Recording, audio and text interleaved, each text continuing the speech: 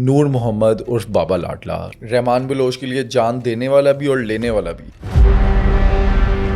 सरदार Abdul Rahman Bloch, लाडला, Uzair Bloch, ये तीन लोग उस वक्त के सुल्ताना डाकू थे। ये लियारी का जल्लाद था। एक वाकया इसने ऐसा किया जो भत्ताखोरी की तारीख में सबसे भयानक गिना जाता है।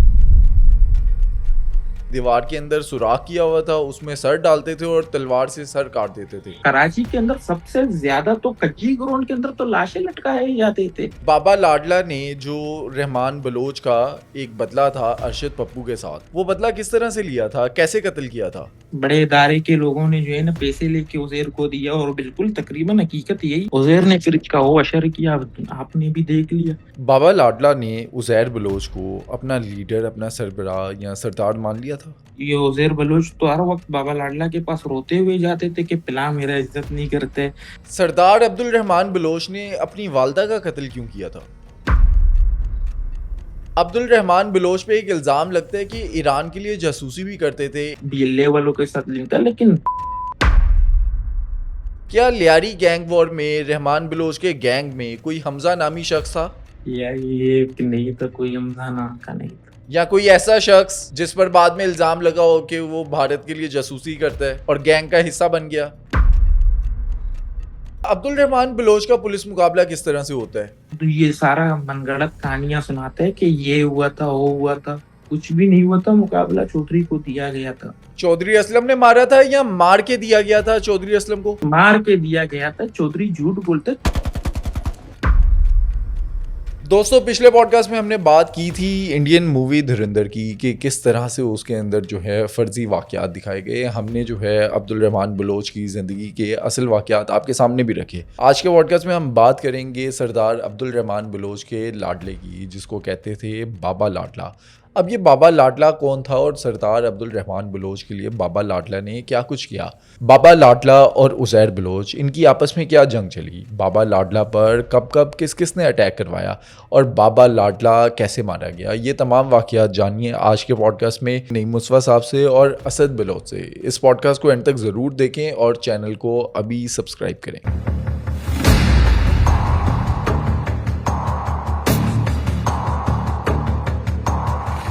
नईम साहब, इंडियन मूवी धुरंधर के आने के बाद रहमान डकैत, उजैर बलोच और लियारी गैंग वॉर पर काफ़ी बात हो रही है। एक और किरदार जो ना उस मूवी में कहीं हमें नज़र आया, ना इस टाइम पे कहीं उसकी बात हो रही है, बाबा लाडला। नूर मोहम्मद उर्फ बाबा लाडला, रहमान डकैत का लाडला। कहानी क्या है और रहमान डकैत के लिए इसने क्या कुछ किया हुआ है? नूर मोहम्मद अलमारूफ बाबा लाडला, ये लाडला है सरदार अब्दुल रहमान का, और सरदार अब्दुल रहमान का नस्ल दर नस्ल लाडला रहा।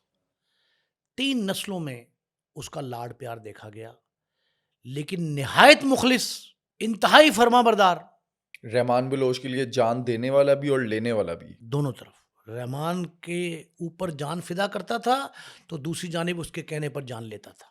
इसकी एक खासियत ये थी कि लियारी में गैंग वार के दौरान बिलखुसूस और अदरवाइज मामूलात ज़िंदगी जब चल रहे थे, तब इसने अपनी जेल बनाई थी,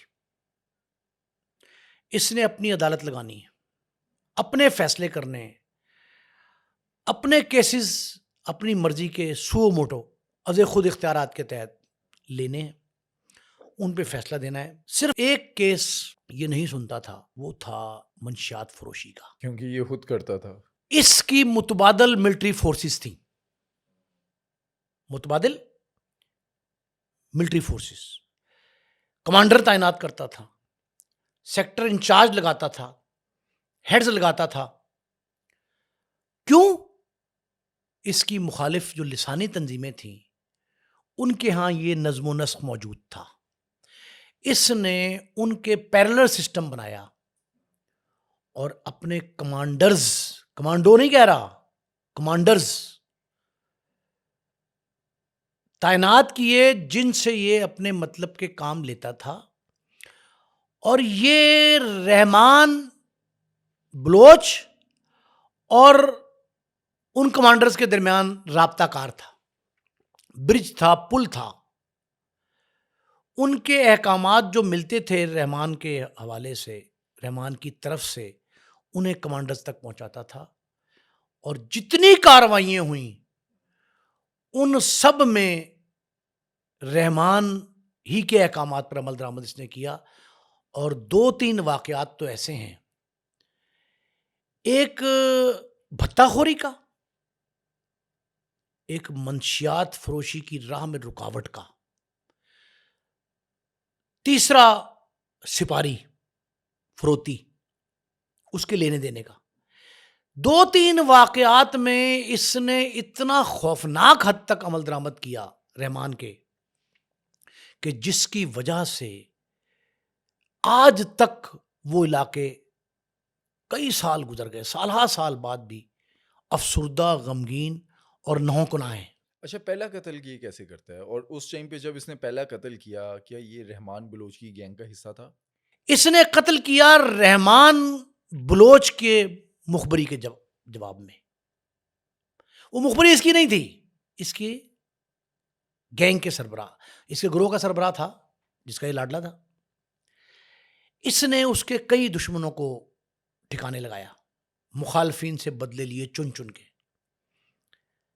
लेकिन एक वाकया इसने ऐसा किया जो भत्ताखोरी की तारीख में सबसे भयानक गिना जाता है। वो कौन सा?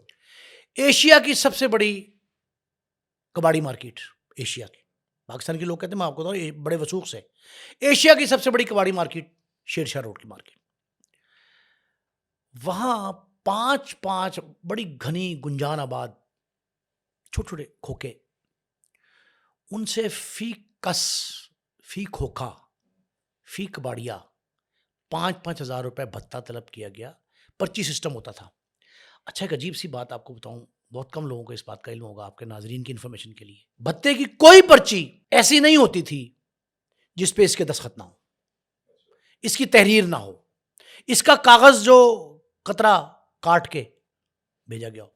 और ये सारा पैसा जाता था रहमान डकैत के पास। लोग ये कहते हैं कि सरदार अब्दुल रहमान बलोच, लाडला उजैर बलोच, ये 3 लोग उस वक्त के सुल्ताना डाकू थे।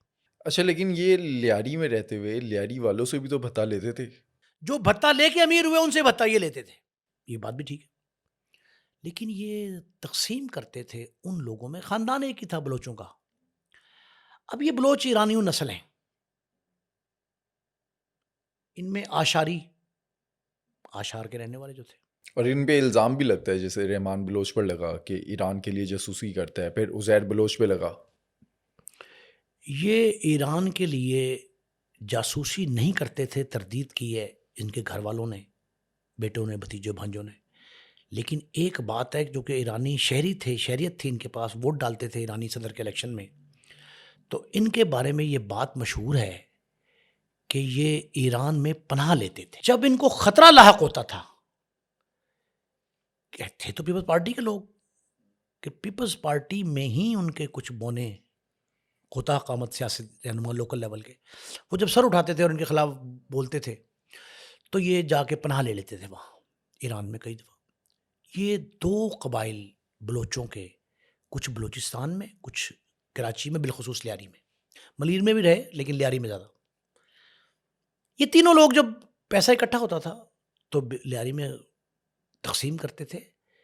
ये जो कचहरियाँ लगती थी इनकी, अदालतें लगती थीं, इनकी जेलें थीं, वह सारा इंतज़ाम तो पैसों से होता था ना, तो ये वहाँ से पैसे इकट्ठे करते थे। अच्छा, ये पैसों के लिए किसी की सुपारी लेकर उस पर हमला भी करते थे। कराची के अंडरवर्ल्ड डॉन शुएब खान, उनका भी आता 2 है। बार शुएब पे 2 बार, एक दफ़ा कचहरी के अंदर, सिटी कचहरी के, और एक दफ़ा जब वो प्रिजन वैन में जा रहा था कचहरी की जाने के लिए। और ये बाबा लाडला ने हमला किया रहमान डकैत के कहने पे।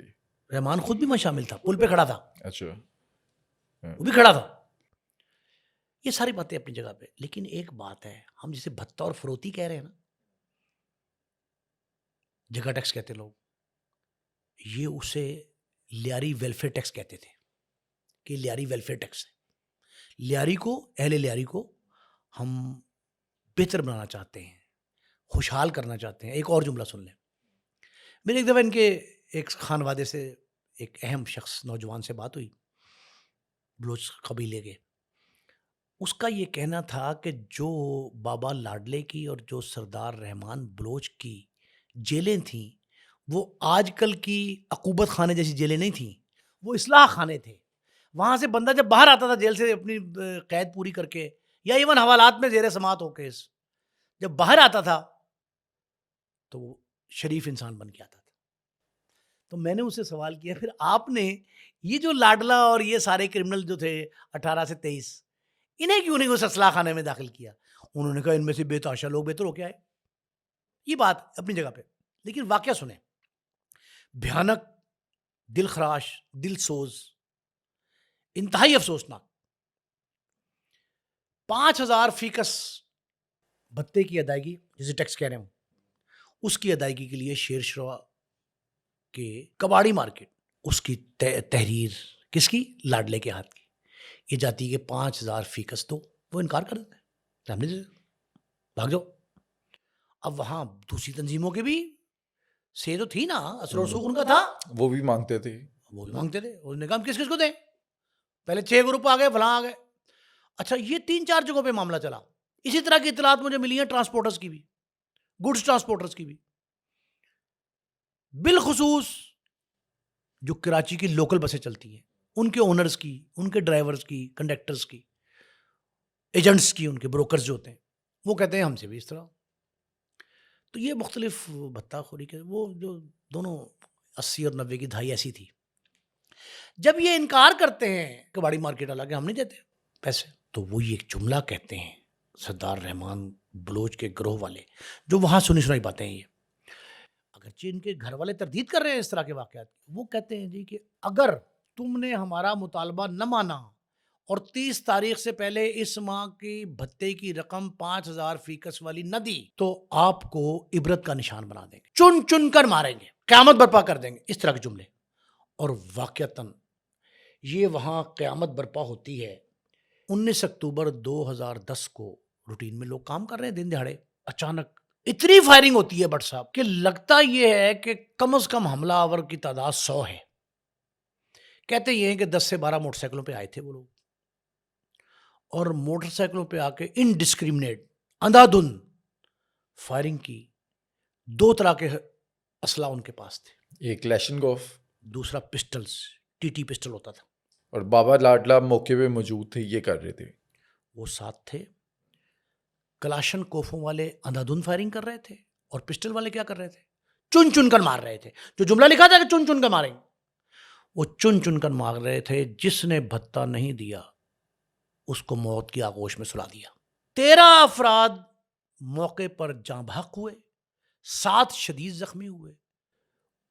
उनमें से भी एक चल बसा, 7 में से 6, यानी 14 जाँ बहक होने वाले और 6 ये।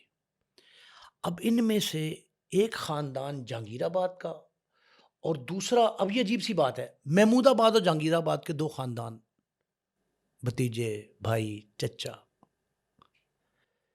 वो सीन नहीं लोग भूले आज तक, जब इनके इकट्ठे जनाजे उठे इन 2 इलाकों से, महमूदाबाद और जहांगीराबाद। ये वो बस्तियाँ हैं जो लियारी से करीब है, मुस्तसिल है, कुछ फासले पे भी हैं। उनके लोग आज भी इस भयानक वाक़े को सुन के दहल जाते हैं, कांप जाते हैं। वो कहते हैं कि हमने आज तक ऐसा जुल्म नहीं देखा। जिसकी सरबराही कौन कर रहा था? बाबा लाडला, नूर मोहम्मद उर्फ बाबा लाडला। कुछ वीडियोस मैंने देखी, उसके अंदर कहा गया कि ये लियारी का जल्लाद था। ये बात किसी हद तक ठीक है, किसी हद तक, लेकिन अब बात सुने, फिदाई था उसका, उसके 2 कदर मुश्तरिक, रहमान की और लाडले की। रहमान का एक चचा या मामू, वो भी मंशियात फरोश था, वो जो लोग कहते हैं। इसका लाडले का भी, दोनों मंशियात बेचते। इसी वजह से मंशियात फरोश के खिलाफ कार्रवाई नहीं होती थी।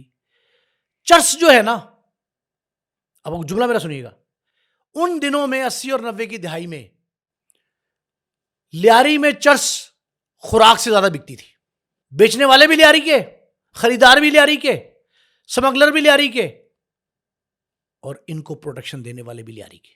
पाकिस्तान पीपल्स पार्टी के सरकर्दा रहनुमा मोहतरमा से लेके फरियाल तालपुर तक और जुल्फकार मिर्जा से रहमान मलिक तक सब ने लियारी के दौरे किए।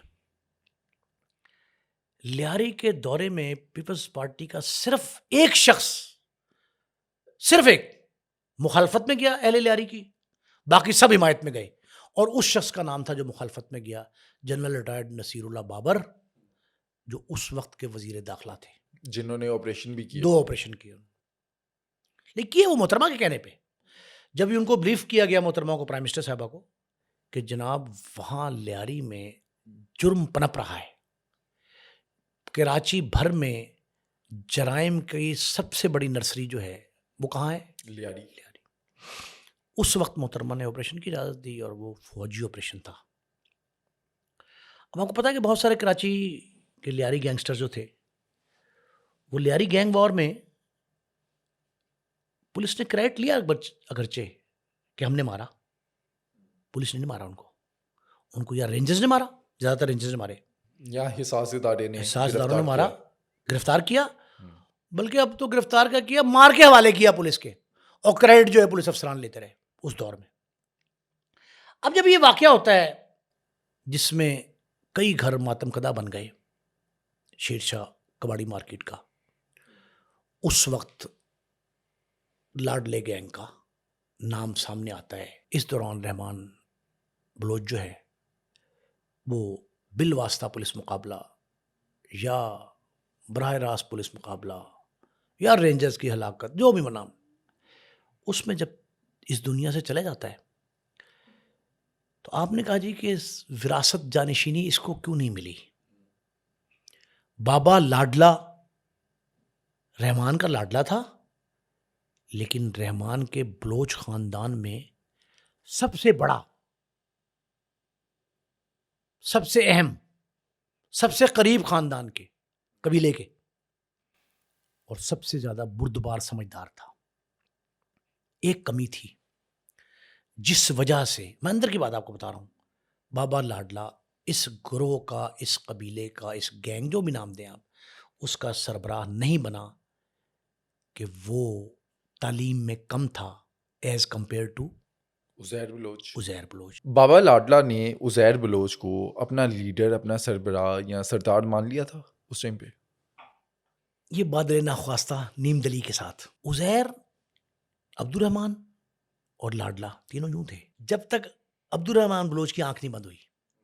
अब्दुर्रहमान बलोच की आंख बंद होने के बाद उज़ैर बलोच ने 3 हमले करवाए बिलवास्ता, हैंड ग्रेनेड, दस्ती बम जो होते हैं, मार्टर गोले फेंके उस पे। अच्छा, कहते हैं बाबा लाडला के मरने की 3 बार न्यूज़ आई। हाँ, ये भट्ट साहब एक बड़ी अजीब बात है कि बाबा एक दफ़ा ईरान में उन्होंने कहा जी कि बाबा लाडला ये बात है पहली बार जब ईरान में पहली बार आया ना, वो था मई 2014 में, कि जी उसको बाबे को मार दिया गया ईरान के अंदर। बाबा वहाँ था मौजूद, लेकिन कोई ऐसा वाक़या नहीं हुआ था। अच्छा हाँ, उसका बता दूँ मैं आपको, मई 2014 में जो बंदे मारे गए उनमें 3 में एक शख्स कराची लियारी का था। उन तीनों पे इल्ज़ाम था कि भारत को मुखबरी करते हैं ईरान की, ईरानी तरक्याती मंसूबों की। ईरानी उनसे, उनके पास से, ईरान बहुत सख्त था इन मामलात में, उनके पास से कुछ नक्शे बरामद हुए थे ईरान के, कुछ वीडियोस निकली थी, उनको मारा गया। उनमें ये कहा गया कि जो लियारी का है वो बाबा लाडला है, वो नहीं था। फिर ये 2015 अगस्त में हुआ, फिर एक अफवाह फैल गई, बाबा मार गए उन्होंने। बिल आखिर ये 2 फरवरी 2017 को, फूलपति नहाई मशहूर इलाका है, वहाँ ये वाकया ये होता है कि ये अपने 2-3 साथियों के साथ गाड़ी में जा रहा होता है। अच्छा, ये कहा जाता है कि जेनुइन मुकाबला था, लाडले का जेनुइन मुकाबला था। रेंजर्स इनको रोकते हैं, ये रुकने के इशारा करते हैं, ये रुकने की बजाय, रूटीन का नाकाबंदी पे रुकने की बजाय उन पे फायरिंग करते हैं। रेंजर्स इनका ताक़ुब करती है और कुछ 1-1.5 किलोमीटर दूर जाके इनकी गाड़ी पे बस्ट मारते हैं और ये अपने साथियों समेत मारा जाता है। ये वाकया है 2 फरवरी सन 2017। अब आपने पूछा ये झगड़ा क्या था इसका? उज़ैर कि चाहने वाले बहुत कम थे बलोच कबीले में, जो सरदार अब्दुर्रहमान बलोच का आशारी कबीला है, उसमें कम लोग थे। अब उनसे मैंने बात की, मैंने कहा जी आप लोगों ने इसे तस्लीम किया या उसको किया, उज़ैर को? उन्होंने कहा उज़ैर और लाडले का क्या मुकाबला आप कर रहे हैं? मैंने कहा जी वो क्यों? कहते जी उज़ैर अगर 1% है तो ये 101% था, हमारा करीब था। नईम साहब, हमने सरदार अब्दुल रहमान बलोच के भतीजे असद बलोच उनका इंटरव्यू किया है। उनसे हम जानते हैं कि लियारी के, रहमान बलोच के, उज़ैर बलोच के और बाबा लाडला के असल वाक़यात क्या हैं।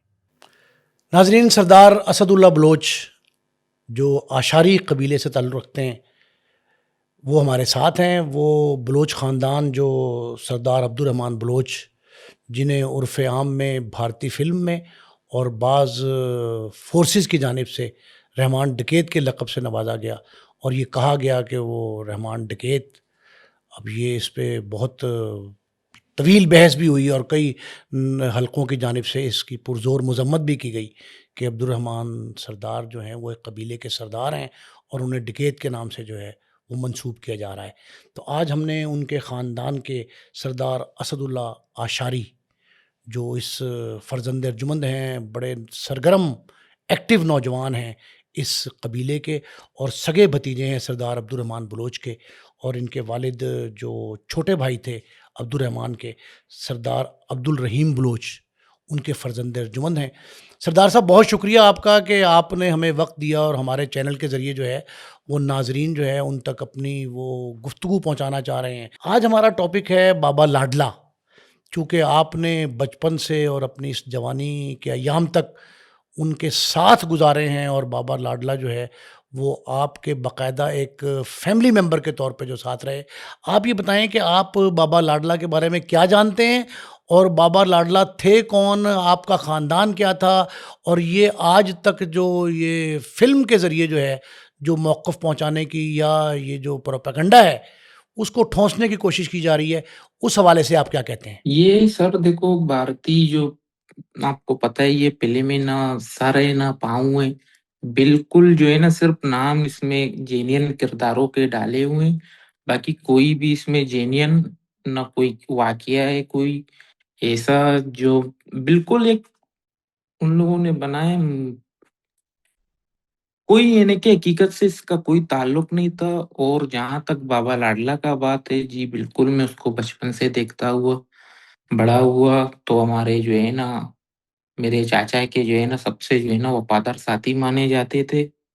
और मेरे ख़्याल से वो बंगाली बंगाली उसके वालिद साहब बंगाली थे, वो वालिदा बलोच था बाबा लाडला के।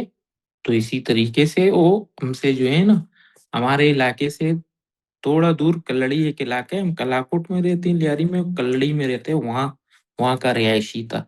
अच्छा, ये बताएँ कि वो उनका बैकग्राउंड क्या था, फैमिली बैकग्राउंड, और वो आपके इस अब्दुर्रहमान बलोच साहब के साथ किस तरह मिले, और लियारी गैंग वॉर जो कहते हैं, उसमें उनका रोल क्या रहा, और फिर उज़ैर बलोच से क्या ताल्लुक था? ये बैकग्राउंड बताएँ ज़रा। देखो, बाबा लाडला शुरू में था तो ऐसे ही ये लियारी कलाकोट में हमारा मंशियात बिकता था। तो ये शुरू में छोटे-मोटे यही मंशियात का काम करता था, यहाँ से मंशियात ले जाता था। तो इसी हवाले से तो इसका एक टाइम लिंक जो है ना मेरे चाचा के साथ भी बन गया। और बहुत बहादुर जो है ना लड़का था, बहुत यानी कि शौकीन भी था एक किस्म से ना। उस वक़्त एक माहौल बना हुआ था, बहुत से नौजवान इस लाइन में थे, तो बाबा लाडला भी उन्हीं में से एक था। तो इसी तरीके से उसने जो है ना शामिल हो गया, तो अपना किरदार बखूबी निभाया। लेकिन बहुत बहादुर था। उज़ैर वाले हो गए ये तो उनके, उज़ैर तो उसके हिसाब में नहीं था। उज़ैर तो एक सियासी, तो तकरीबन 2004 या 5 जब से इसका वालिद मरा, इसी टाइम से जो है ना इस लाइन में आया। पुणे इसके वालिद को मारा। बाकी उज़ैर उज़ैर मैं नहीं कहता कि इनके उज़ैर और बाबा लाडला का कोई मिलाप होगा, कोई चीज़ होगा। हर चीज़ इनके दोनों के मुख्तलिफ थे। उज़ैर का अलग लेन था, बाबा का अलग लेन था।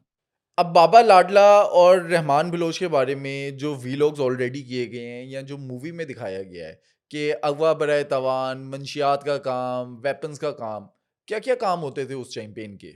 अगवा का तो मुझे पता नहीं है, मंशियात का काम होता था। ठीक है, मैं झूठ क्यों बोलूँ, मंशियात का काम होता था। बाकी वेपन वगैरह का भी बाबा क्या बहुत शौकीन था। ठीक है, वेपन वगैरह का भी काम जो है ना, वेपन तो काम नहीं करता था, वो अपने लड़कों के लिए तो शायद मँगाता था, जदीद इसलिए रखने का वो शौकीन था। और मेरे अंदाज़े से लियारी में जितना जदीद असला बाबा लाडला के पास था, मैं कहता हूँ किसी के पास नहीं था। वो बहुत शौकीन था इन चीज़ों का। जहाँ तक आमदनी का है तो अगवा बरातावन ये सब झूठ है। वो चरस तक महदूद थे, चरस का काम करता था। बाकी और फिर बाद में वो एक ब्रांड बन गया लियारी हिंगवार के नाम से। तो बाद में आपको पता है ना, बहुत से लोग मिलने आते हैं अपना मसला। तो बाद में उन लोग इतने जो है ना हाई प्रोफाइल उसमें चले गए। तो मंशियात का काम उनके जो है ना लड़के नहीं करते थे, बाद में मंशियात ये बहुत ही निके ध्यान ही नहीं देते थे उनको, तो ऐसे में यही समझो ब्रांड बन गए थे ना, उनका नाम बिकने लगा ना, उनके साथ लोग बैठने को तरसते थे। तो अभी जो मैं देखता हूँ ये जो आके कहते हैं मीडिया में कि मैं बाबा लाडला से मिला हूँ, बहुत से मुख्तलिफ से साहब ये सारे झूठ बोलते हैं। उसके करीब कोई नहीं आता था, मैं नहीं देखता था ये जो कभी बैठते हैं व्लॉग बनाते हैं, मैं भी हैरान हूँ यार ये किसके साथ। कोई कहते हैं मैं गप्पार से मिलने गया था, कोई कहता है ये सारे झूठ बोलते हैं। मैंने इन जैसों को और इन जैसों से मिलते भी नहीं थे और ये ख्वाहिशमंद होते थे कि हम उनसे मिलें। ये कभी भी अब्दुल रहमान सरदार थे आपके, तायाबू थे ना आपके। वो तायाबू जो थे, उनके बाद उनकी जो गद्दी नशीनी थी, उनकी विरासत जो थी, उसकी कोई लड़ाई झगड़ा कोई शुरू हुआ था उज़ैर का और लाडला का? कोई आपस में झगड़ा कर रहे? नहीं, नहीं, नहीं, नहीं, बाबा लाडला इन चीज़ों में वो वो खुद लोग उसका एहतराम करते थे गैंग के अंदर।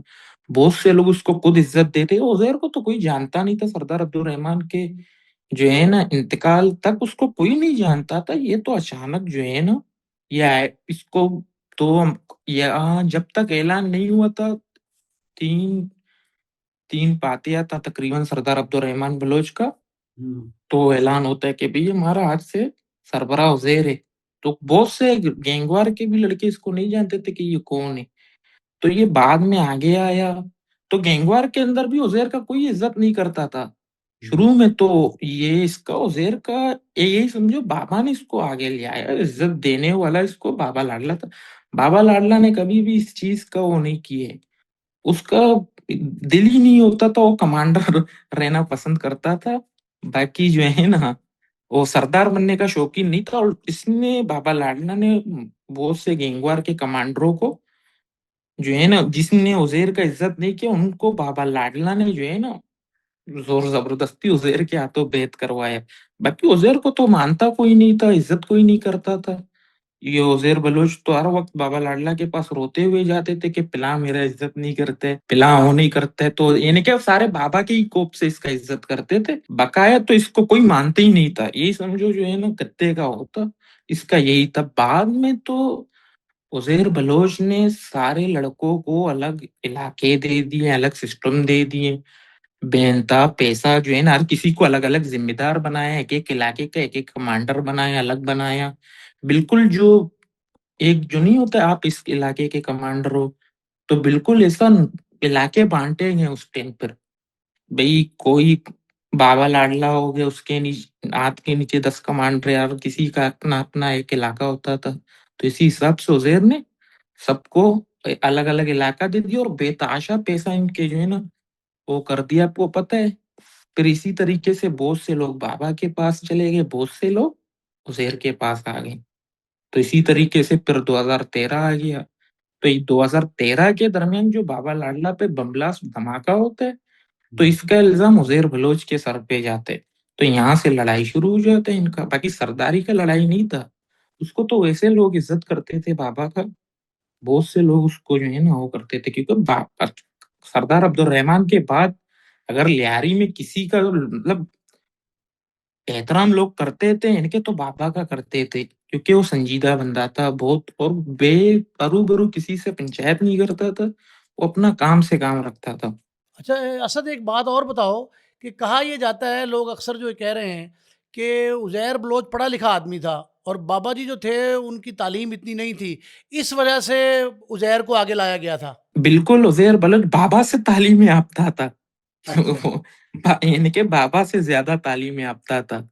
बाकी और इतना तालीम याफ्ता वो भी नहीं था। आप उसके पुराने इंटरव्यू देख लें, सुप्रीम कोर्ट को सुप्रीम कोर्ट कह रहे हैं, तकरीबन बहुत से मैंने इसके इंटरव्यू देखे, तालीम याफ्ता उज़ैर भी तो नहीं था इतना, ठीक है? तो ये इनके बाबा वालों से ज़्यादा तालीम था। बाबा वाले तो बिल्कुल इनके लो कंडीशन में थे ना, तो इसी वजह से उज़ैर उनके हिसाब से इनके अच्छा, ये एक और बात बताओ कि ये जो कमांडर्स थे, ये क्या काम करते थे आपके लियारी का जो पूरा ग्रोह था, सरदार अब्दुल रहमान के लिए या उज़ैर या ये बाबा लाडला, ये क्या काम करते थे जो कमांडर रखे थे आखिर सेक्टर? सरदार अब्दुल रहमान के टाइम पे ग्रुप बंदी नहीं था, उस टाइम पे एक था। अच्छा। एक था रहमान था इनके, उसके पास इनके इतने में हुजूम हुआ नहीं था। मुख्तसर जो है ना कमांडर थे, जैसा बाबा लाडला हो गया, फैसल पठान हो गया, और आपको निकी देवी बहुत से हैं ऐसे, शफी पठान हो गया, दीगर मुख्तलिफ कमांडर थे जो नामवर हैं, अभी कुछ मारे गए, कुछ मफरूर हैं। तो इनके ऐसे थे, और वो भी लड़के के जो है ना तौर पर पे कोई कमांडर नहीं थे। तो बाबा लाडला हुए, मैं भी आपके शो के प्रोग्राम से जो है ना लोग देखेंगे और कहेंगे, आपको भी कहेंगे, चाहे बाबा लाडला हुए चाहे उज़ैर बलोच हुए, इन सबको सरदार अब्दुल रहमान बलोच के टाइम पे इन सबका एक ही काम था। कोई ना ऊपर था ना कोई नीचे था, सबका औकात एक ही था। और ये सब जो है ना, ये जो हमारा हाल है, ये सारे फर्श धोते थे। ये मैं आज आपके शो में कह रहा हूँ, कोई तरदीद करे तो मैं आपको बताऊंगा, इनका जैसा कोई भी जो थे ना, ये कोई भी बड़े वो नहीं थे, सब एक जैसे थे। तकरीबन ये उज़ैर बलोच को तो मिलने भी जो है ना, मेरा बड़ा भाई के पास ये तो बाहर काफी टाइम बैठता रहता था। तो एंड में जो है ना एक अमजद लाशारी होता था खान भाई के पास, फिर उज़ैर को उस टाइम पे ये अहमियत था तो उसको भगाता था सरदार अब्दुल रहमान से, तो इसको मिलने नहीं देते थे। बाबा लाडला ने जो रहमान बलोच का एक बदला था अरशद पप्पू के साथ, वो बदला किस तरह से लिया था? कैसे कत्ल किया था? देखो अरशद पप्पू को ये लोगों ने भाई, बड़े साहब होते, कुछ लोग कहते हैं कि कोई बड़े इदारे के लोगों ने जो है ना पैसे लेके उज़ैर को दिया, और बिल्कुल तकरीबन हकीकत यही है। तकरीबन ये सौदा हुआ था इसका, सही है, इसको जो है ना डील के हिसाब से उज़ैर के हवाले किया, पता नहीं 4-5 करोड़ उन लोगों ने लिए। उज़ैर ने फिर इसका वो अशर किया, आपने भी देख लिया। तकरीबन सिर्फ बाबा लाडला नहीं थे, बहुत से गैंगवार के कमांडर थे, बहुत से, सबने इसको जो है ना वो मारा, अवाम अवाम ने भी मारा। सिर्फ गैंगवार नहीं थे, बहुत से अवाम के भी लोग थे। उन लोगों ने ये, सिर्फ गैंगवार के लड़कों ने नहीं, ज्यादातर अवाम ने मारा है इसको। तो बाद में जो सरों के साथ फुटबॉल खेला गया है ना उज़ैर ने खेला इसके सर के साथ फुटबॉल, कि ये क्यों झूठ मैं कहूँ, ना इनके बाबा ने खेले। वो तो साइड में बुलते खड़े थे। जो नीचे के जो छोटू इनके टीम थे ना, इर्द-गिर्द के जो बच्चा पार्टी इनके छोटू जैसे हो गए आपको, वो खेलते थे। इन लोगों ने नहीं, ये लोग तो सिर्फ तमाशे ही देखते रहे। जैसे कि आपने बताया कि 2013 में बाबा लाडला पर एक बॉम्ब ब्लास्ट होता है, उनकी गाड़ी पर हमला होता है जिसका इल्ज़ाम उज़ैर बलोच पे लगता है। उज़ैर बलोच और बाबा लाडला कोई इनकी लड़ाई हुई, एक दूसरे पर हमले किए, अटैक किए इन्होंने? काफ़ी टाइम, बहुत अरसा लंबा लड़ाई छिड़ा, ये तकरीबन अभी 2017 के टाइम से ये खत्म हो गया। ये 2013 से 17 तक बहुत यानी कि ज़बरदस्त लड़ाई लड़ाई में चलता था। यहाँ से माटर गोले आते थे, वहाँ से भी माटर गोले जाते थे। ऐसे ही बहुत यानी कि hand grenade fire, rocket fire, बहुत तकरीबन हालत खराब थे। बाबा लाडला जो है वो भत्ता माँगता था? लोग तो इनके ब्रांड स्पॉन्सरशिप जो नहीं होते खुशी से देते थे उनको। असद, एक बात ये बताओ कि जो ये बाबा लाडला के खिलाफ किसी ने उसको, बाबा को जो शक था कि जी इस दुकानदार ने, जो मुखबर था उनका, कि इसकी मुखबरी की है लाडले की, तो उसने उसका क्या हशर किया था, किस तरह कत्ल किया था उसको जाके दुकान पे? बहुत से वैसे मुखबरों को उसका अलग एक जेल था लाडला चौक, कोई इलाके में अगर चोरी भी करता था ना, तो लाडला चौक में अगर बंद होता था तो उसको पहला मौका दिया जाता था। सही है, उसको 3 पता नहीं कितना महीना सजा, उसके बाद 4 महीने तबलीग में भेजते थे। क्या किसी को सज़ाए मौत भी देते थे? जी, ऐसे बहुत से भी थे जो उनका हाई प्रोफाइल केस, जैसा ज़िनाओं का हो गया, मुख्तलिफ बहुत, यानी कि हर किसी का अपना इलाके में अलग अपना कानून होता था, जैसा चाहे जो सज़ा दे, वो दे देता था। ये बात ढकी छुपी नहीं है। अच्छा, एक और बात काफ़ी मशहूर है, मैंने एक वीलॉग देखा जिसके अंदर कहा गया कि दीवार के अंदर सुराख किया हुआ था, उसमें सर डालते थे और तलवार से सर काट नहीं देते थे। नहीं, ऐसे यार जालिम भी नहीं थे, ऐसे झूठ ये बिल्कुल ये हरू के कहते हैं। कोई मैंने भी एक व्लॉग देखा था, कोई कहता था कि बाबा लाडला जल्लाद है, यार नहीं। बाबा लाडला भी मेरा और आप जैसा एक इंसान था। अब मैं यही समझो उसके पास बैठो, उसके भी दिल में एक जो है ना एक मासूम सा बंदा रहता था। वो भी जो है ना उसका ख्वाहिश आपको पता है क्या था, कि मैं सीबीओ में घूम के आ जाऊं। हमारे यहाँ जो है ना करीब पड़ता है सीबीओ समंदर है, उसका ख्वाहिश यही था कि मैं अपने फैमिली के साथ यहाँ घूमूं, अपने बच्चों के साथ घूमूं। तो ऐसे जालिम थोड़ी थे ये, तो अरूबरू जो है ना अपने वीलों को जो है ना हाईलाइट करने के लिए ऐसे बातें करते हैं, कहानियां सिर्फ सुनाते हैं, आप कभी भी नहीं देखते। असल में लियारी को, एक तो लियारी के नौजवानों में तालीम की कमी थी, जो है ना तालीम की कमी थी। और एक हमारे यहाँ पहले एक जमात था एमक्यू, उसके जो है ना उर्दू मीडिया बहुत से हमारे उर्दू स्पीकिंग के भाई मीडिया के अंदर है, बहुत से इदारों के अंदर है, क्योंकि उन लोगों में आला तालीम याफ्ता लोग थे। ये कोई बात टकी छुपी नहीं, उसने अपने कौम को उर्दू मीडिया को यूज करते हुए इनको ये इमेज दिए। हालांकि अगर देखा जाए तो कराची के अंदर सबसे ज्यादा तो कच्ची ग्राउंड के अंदर तो लाशें लटकाए जाते थे, ये जो एमकेएम का इलाका होता था। मैंने कभी भी किसी मीडिया में नहीं सुना इसका। कच्ची ग्राउंड जो होता था ये मशहूर है, जो 92 पता नहीं कब ये नसरुल्ला बाबर कोई ऐसा जर्नल था उसने ऑपरेशन किया। आप जी ग्राउंड का स्टोरी कभी मालूम करे आपको, आपको तो लियारी चैन के मासूम फरिश्ते लगेंगे उनके मुकाबले में। सरदार अब्दुल रहमान के दौर में उन्हें डकैत का लफ्ज़ इस्तेमाल किया गया उनके खिलाफ। इसकी वजह क्या थी? ये लियारी गैंग वॉर में वो डकैत क्यों मशहूर कर दिया उसको? असल में ये सरदार अब्दुल रहमान बलोच को हमारे मल्लीर के एक ओहदेदार हैं पीपल्स पार्टी के सलमान मुराद बलोच, ये अभी तकरीबन एमक्यूम ने इसका भी मर्डर कर दिया। तो उस टाइम पे एमक्यूम के साथ लड़ाई छिड़ जाता है ये। तो सरदार अब्दुल रहमान बलोच पीपल्स पार्टी की तरफ से, तो एमक्यूम वालों के साथ लड़ाई होता है।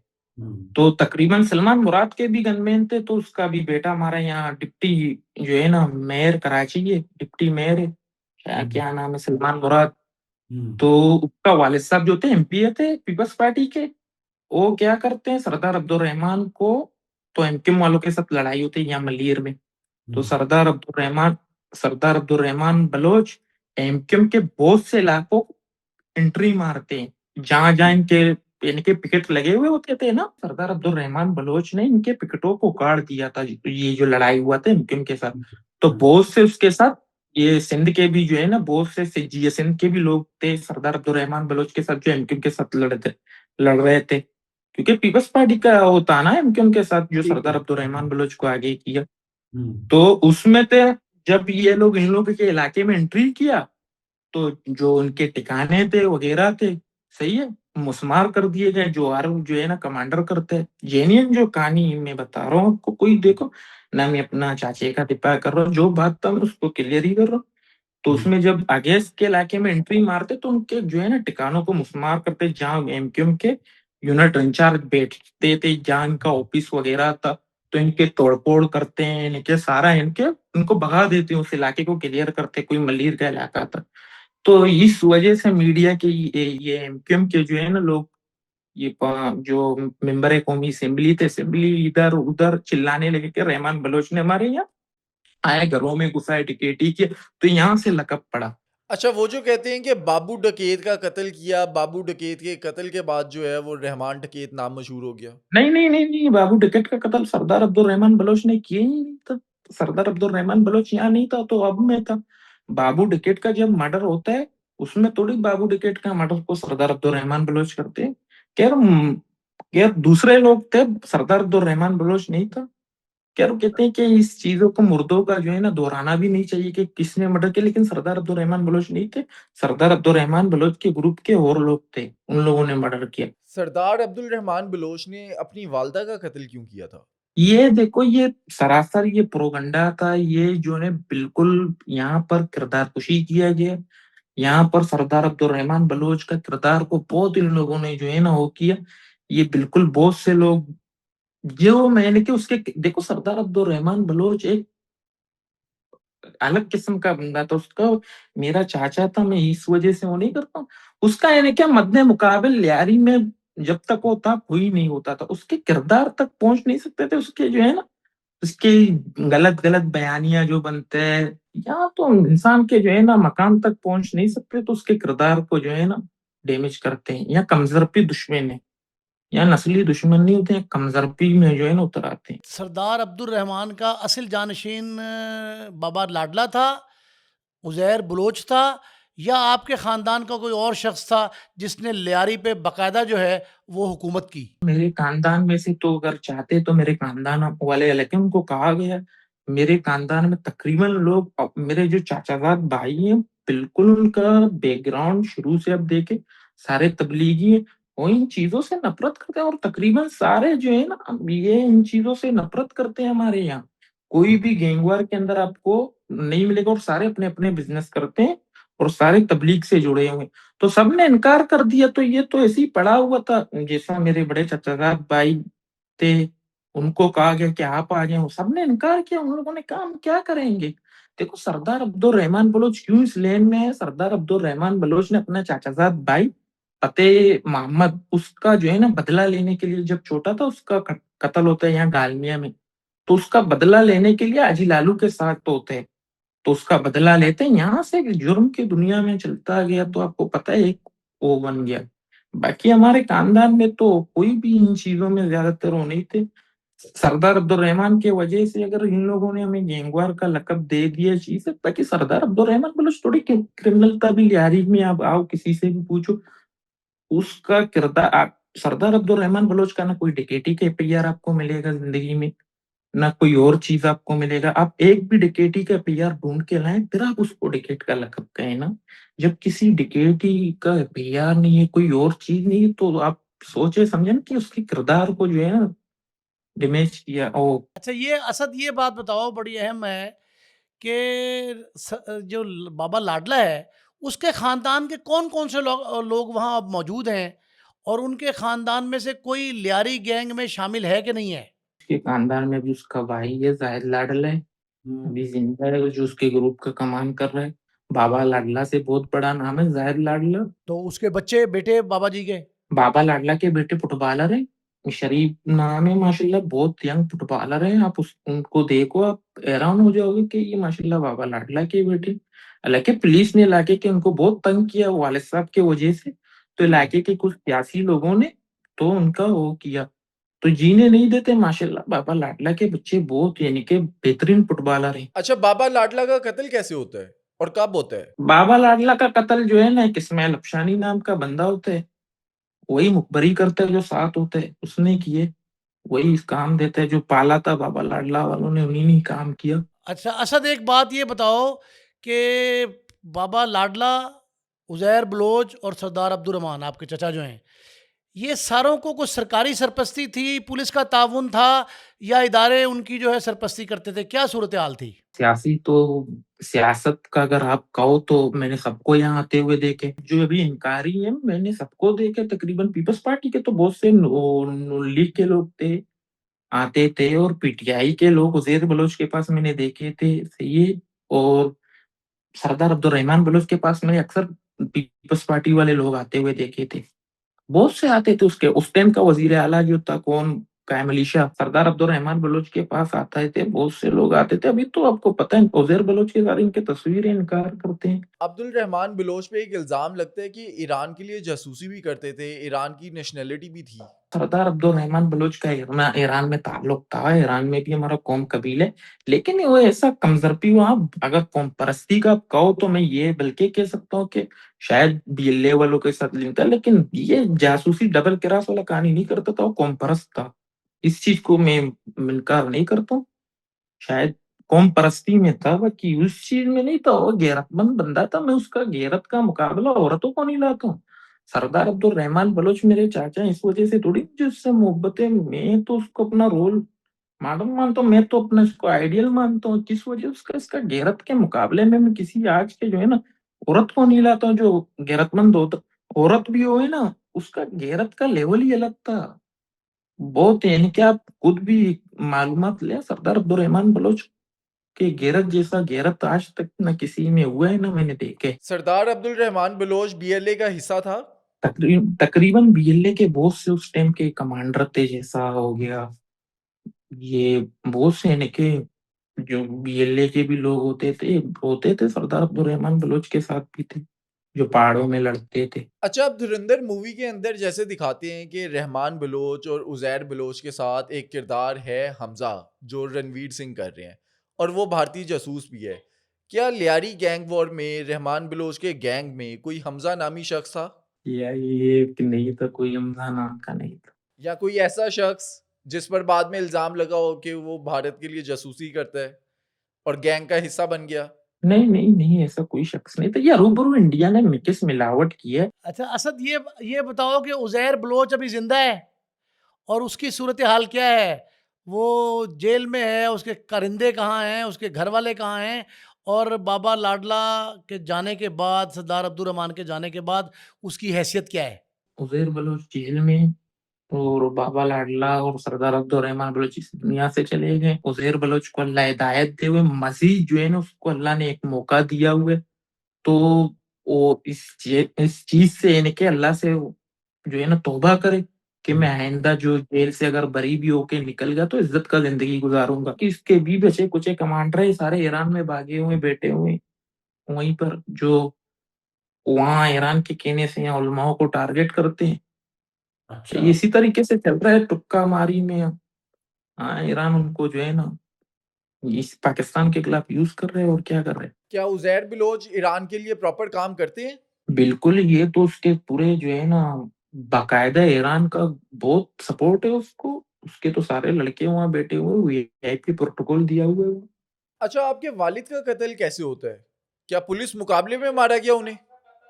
मेरे वालिद साहब का कत्ल का अच्छा हुआ, आप कहते हो ये व्हाइट हाउस में जो मुकाबला होता है सरदार अब्दुल का, ये चौधरी असलम वहाँ 2005 में रेड करते हैं। चौधरी असलम के जो है ना पता नहीं पीठ पे कहाँ गोली लगा था। बहुत से वहाँ नौजवान एचसी के रेंजेस के बहुत से, ये जितने मीडिया में ताकत मेरे ख्याल से बताते नहीं है, बहुत से नौजवान मेजर और तकरीबन एक शहीद हुआ था इनका, कोई एसएचओ मर गया था। और मजे का बात ये था सरदार अब्दुल बलोच के एक बंदे को भी कराश तक नहीं आया और सारे सही सलामत निकले। इलाके के बाद में कुछ इर्द गिर्द के लोगों को पूरे इलाके को इन लोगों ने निकाला।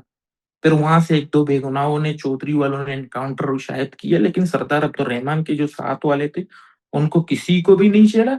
तो उसका जो है ना, तकरीबन एक हफ्ते बाद या इसके बाद मेरे वालिद साहब को घर से रेंजेस वाले ले जाते हैं, लियारी के घर से। रेंजेस वाले खालिद साहब नाम था, मुझे अभी भी याद है, हम छोटे थे, खालिद ले जाते हैं। ये चौधरी असलम का जो वाय पे आकर कहता है कि चौधरी असलम ने पे एक एनकाउंटर नहीं किया, ये नहीं किया, उन्हें के तो रेंजेस वाले मेरे क्या नाम है, मेरे वालिद साहब को उठा के ले जाते हैं। तो अल्लाह आपको नेकी देवे। फिर इसको चौधरी असलम फिर मुकाबले में शो कर देते हैं, ये मुआज गोट में। सही है, तो उसको रेंजेस वाले ले जाते हैं घर से। अच्छा, अब्दुल रहमान बलोच का पुलिस मुकाबला किस तरह से होता है? सरदार अब्दुल बलोच का पुलिस मुकाबला नहीं हुआ था।